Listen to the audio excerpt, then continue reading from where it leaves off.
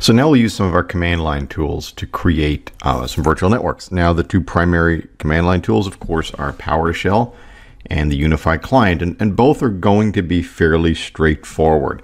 It's just a matter of being patient and getting the syntax correct. So we'll start off with our Unified Client. And so I've already logged on with AZ logon. I've already done that, or log in. There we go. And so we followed this guidance to log in. That's already done. And so now we're going to go AZ vNet, and we'll see that there's a series of commands that are available for virtual networks.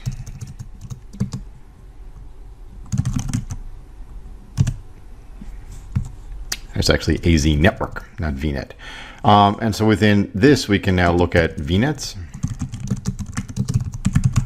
And we can see that there's some commands available to create virtual networks. And if we look at the create command, then we've got the basic syntax along with some examples that we can follow. And so I've already gone ahead and run this command to create a network. So we're just going to go up a little bit.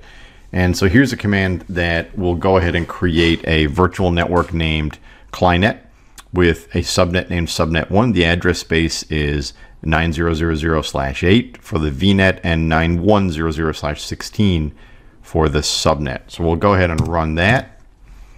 We'll come back to the portal. You'll see, by the way, that it's going to output the corresponding JSON from the command as a way of indicating it was successful. Come back to the portal, do a quick refresh, and you can see I've now used that Unified Client to build a virtual network with a single subnet.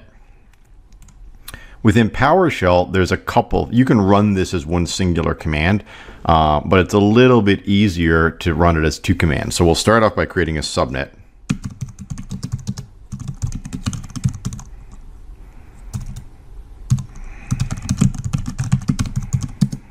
And so what we want to create is an Azure RM virtual network subnet config. It's going to take two parameters, the name of the subnet and the address prefix. And this will be an 8 network, 8.1.0.0/16. And so we've now got this subnet object with the corresponding network address. We're then going to create the virtual network, and we'll pass it the subnet config as we're creating the virtual network.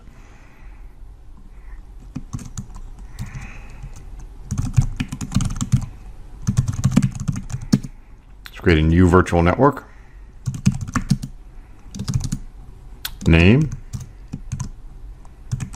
Call this one PSNet for PowerShell.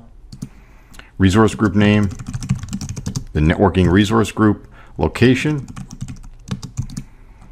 Address prefix. Now keep the subnet in mind. 8.0.0.0/8.